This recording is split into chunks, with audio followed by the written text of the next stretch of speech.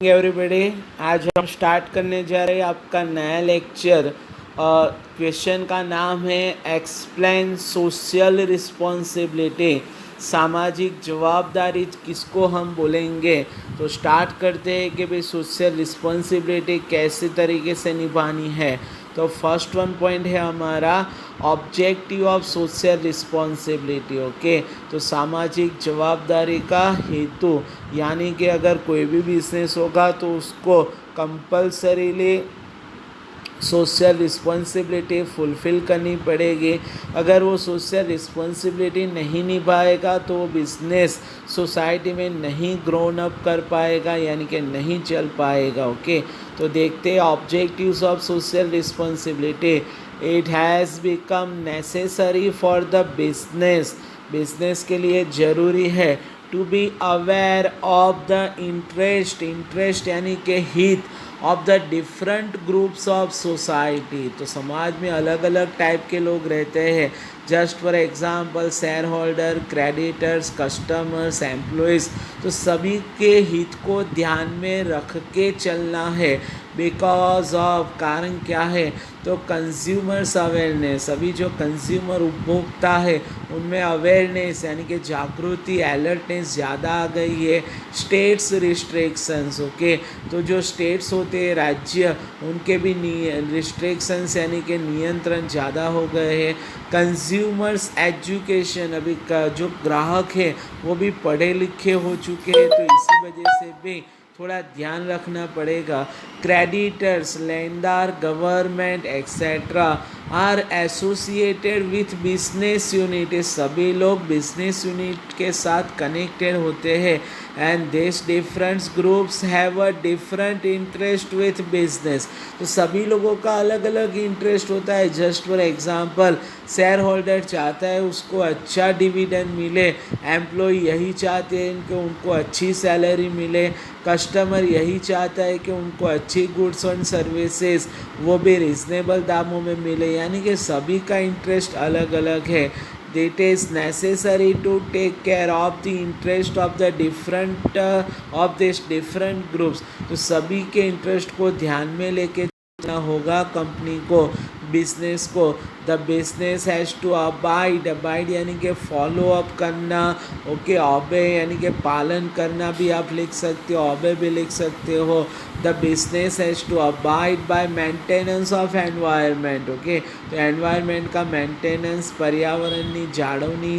Okay, employees welfare act. Okay, तो employees welfare act को भी फॉलो अप करना पड़ेगा। Factory act, consumer protection act etcetera, तो इन सब का भी फॉलो अप लेना पड़ेगा। अगर इनका फॉलो नहीं किया तो गवर्नमेंट उसको मार्केट में नहीं चलने देगी। ओके, तो ये फर्स्ट वन पॉइंट हमारा कंप्लीट हो गया, objective of social responsibilities. Most अहम पॉइंट था, एग्ज़ाम में ऐसा भी आ सकता है 2 मार्क्स के क्वेश्चन में, डिफाइन सोशल रिस्पॉन्सिबिलिटी। तो आपको ये पॉइंट पूरा एक्सप्लेन करना है। उसके बाद सेकेंड पॉइंट की ओर हम जाते हैं। तो objective to provide employment opportunity. देखिए, तो एम्प्लॉयमेंट अपॉर्चुनिटी जनरेट करना भी one type of social responsibility है। The unemployment ratio is increasing day by day. India की अगर बात की जाए तो दिन प्रतिदिन अनएम्प्लॉयमेंट रेशियो, बेरोजगारी का जो रेशियो है वो बढ़ता ही जाता है। Some business units are established. कई बिजनेस यूनिट के जो सेटअप बोलते हैं, स्थापना ही इसीलिए होती है with the objective to create new opportunities of employment. इसीलिए उसको डाला जाता है कि सभी लोगों को काम मिले, इसीलिए भी कई बिजनेस का सेटअप किया जाता है। एग्जाम्पल बात करें, khadi and cottage industry commission, ये क्या करता है, देखिए, select those industries which provide employment opportunities. बस यहाँ तक ही लिखना है आपको। जो रोजगारी देने का काम करेंगे वैसी इंडस्ट्रीज़ को बढ़ावा देने का काम ये Khadi and cottage industry commission करता है। Okay, third one is objectives to provide quality goods and services. देखिए, तो अभी क्या है, जो सोशल रिस्पॉन्सिबिलिटी ये भी है कि भाई गुड्स एंड सर्विसेज प्रोवाइड करने होते हैं, लेकिन किस टाइप के तो क्वालिटी, ओके, क्वालिटी वाले होने चाहिए। अगर उसकी गुणवत्ता अच्छी नहीं होगी तो कोई परचेस नहीं करेगा। It is the objective to provide quality goods and services in order to make them easily available to the people of society। देखिए, quality of goods and services और इजीली अवेलेबल भी होनी चाहिए सोसाइटी को, so that they can satisfy their needs, okay, उनकी जो भी ज़रूरियात है वो फुलफ़िल कर पाएंगे, पूरा कर पाएंगे। यानी कि सोसाइटी के सभी लोगों को अच्छी चीज़ें और अवेलेबल होनी चाहिए, जब भी चाहे इजीली अवेलेबल होनी चाहिए, उनको ढूंढने में काफ़ी टाइम नहीं भी करना चाहिए, सभी जगह पे वो मिलनी चाहिए, ओके।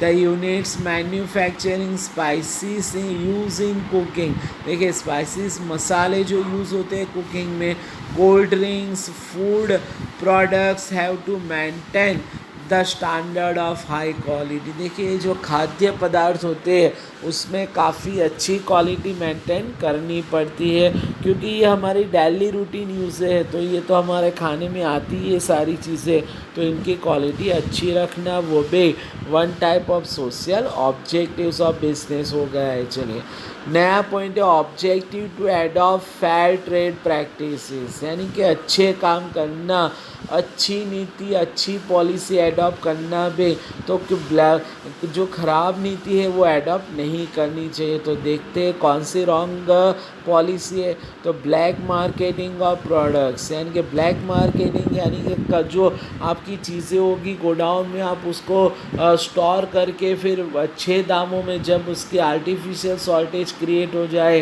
तो आप ऊँचे दामों में आपको बेचना नहीं चाहिए, यानी कि ब्लैक मार्केटिंग नहीं करना चाहिए।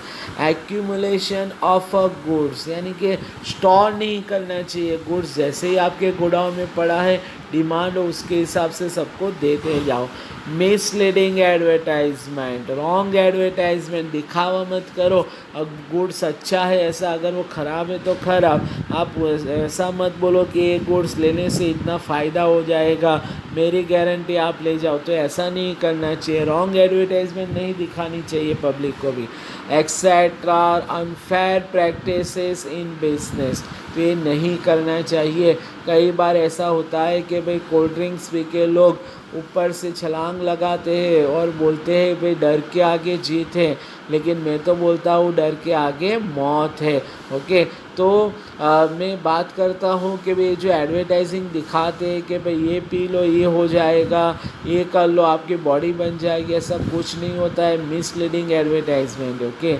उसी तरीके से artificial scarcity of essential goods, okay. तो आर्टिफिशियल कृत्रिम अछत भी नहीं खड़ी करनी चाहिए, यानी कि जो स्टॉक होता है उसको गोडाउन में मत रखो, बाहर निकालो। मस्ट नॉट बी क्रिएटेड, यानी आर्टिफिशियल शॉर्टेज भी क्रिएट करनी नहीं चाहिए। तो ये हो गए आपके fair trade practices, okay. And the last one is the other objectives, okay. तो उसके अलावा सोशल रिस्पॉन्सिबिलिटी में ही है, लेकिन थोड़े एक्स्ट्रा है। तो अदर सोशल ऑब्जेक्टिव्स आर कौन से हैं?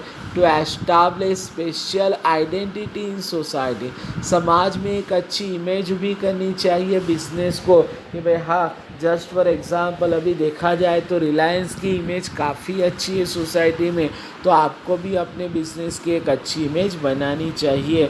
सेकंड है to conduct research work in the field of products. देखिए रिसर्च वर्क करने के लिए आपको रिसर्च एंड डेवलपमेंट का एक अलग से डिपार्टमेंट बनाना चाहिए। दिन प्रतिदिन आपकी जो प्रोडक्ट है उसमें आप कुछ नया ढूंढिए, तो इससे भी समाज को फ़ायदा होगा, ये भी सोशल रिस्पॉन्सिबिलिटी है।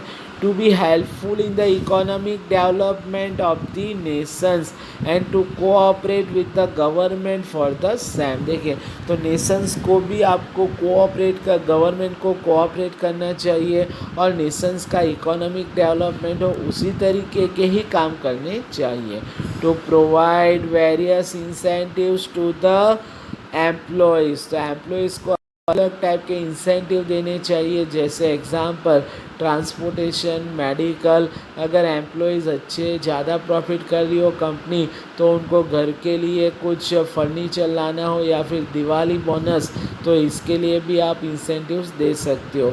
And execute welfare scheme for them, welfare scheme उनका कुछ अच्छा हो, इसीलिए अलग अलग टाइप की योजनाएं भी आपको बनानी चाहिए आपको, यानी कि बिजनेस को। ओके, तो ये हो गए आपके अदर ऑब्जेक्टिव्स। ओके, तो काफ़ी इम्पोर्टेंट क्वेश्चन है फॉर योर एग्ज़ाम में। 100% 5 मार्क्स का क्वेश्चन आ सकता है आपके फर्स्ट एग्ज़ाम में कि भाई explain the social objectives of business. तो यहाँ तक आपको उसको एक्सप्लेन करना है। ओके, तो स्टॉप टू हियर, मिलते हैं नेक्स्ट लेक्चर में।